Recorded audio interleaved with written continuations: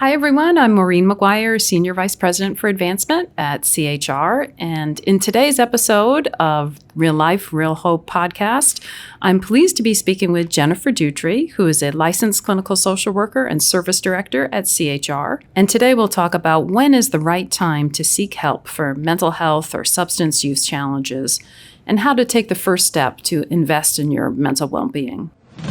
You're listening to the Real Life, Real Hope podcast, brought to you by CHR. So Jennifer, thanks for joining us. Thank you for having me. You're so welcome. So I guess if there's one good thing, if you can say that came from the pandemic, is that there seems to be more of an awareness about the importance of mental health and mental health issues. But it seems like there's also still more work to be done to kind of dismantle the stigma. Do you find that to be true? Yes, I do. I think that since COVID, people have become more aware of how much their mental health impacts their overall well-being.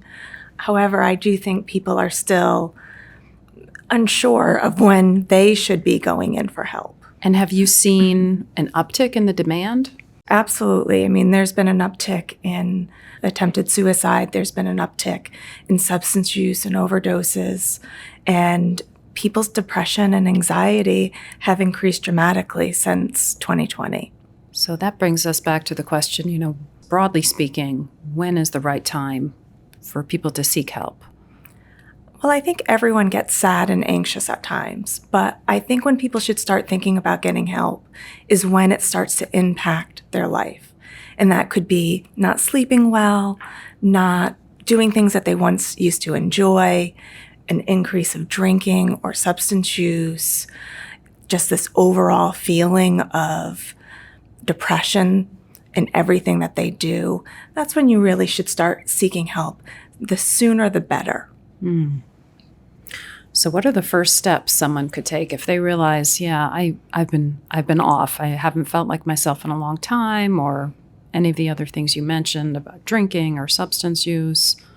Is to find somebody to talk to go into a clinic like CHR, to call 211 and get services.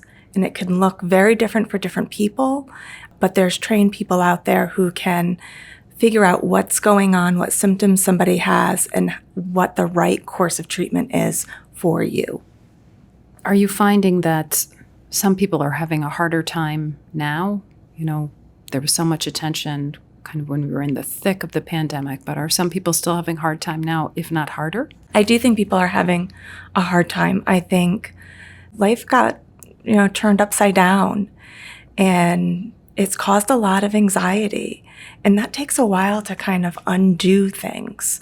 People have been isolated for a long time, so to go back out and be around people is anxiety provoking. And sometimes we need help to get through that. I know it's different for every person, but, generally speaking, what does the process look like when someone comes to an agency like CHR for help? To come into an agency like ours, the first thing that a person would do is have an intake. And this is where they'll sit with a trained clinician, and they will answer a lot of different questions, including what kind of symptoms that they may be experiencing. And from there, they will work with the clinician to figure out the best course of treatment, which may include individual or group therapy. It may include medication management. It's really on an individual basis. And it's based on what's going on with that person at that time. Which makes so much sense, because no two people are going to come in with the exact same situation. Absolutely. Yeah. So for people who are listening, who may or may not think they're ready to get into treatment, but what are some general tips to help people kind of navigate the stress and anxiety of the times that we're living in? I think it's about taking care of yourself, making sure that you're making that a priority. Are you drinking enough water? Are you eating some healthy foods?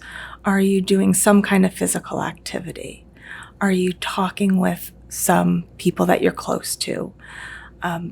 those things really are the core of taking care of yourself, both physically and mental health wise. And if you're struggling with those things, then it's really time to ask for some additional support systems and coming into an agency like ours so that we can help you with that and help you navigate that. That's great. I love that you mentioned, things like physical activity and water and getting enough sleep. Those fundamentals of health really do make a difference. Yes, your physical health connects to your mental health, and your mental health connects to your physical health. So you really have to look at the whole person to make sure that you are the healthiest that you can possibly be. That's great. Well, thank you. Those are wonderful tips. Thanks for joining us. Thank you. This podcast is brought to you proudly by CHR, where real life meets real hope. Visit chrhealth.org to explore resources and services. Be sure to like and subscribe wherever you get your podcasts. Please rate and review and join the conversation on social media.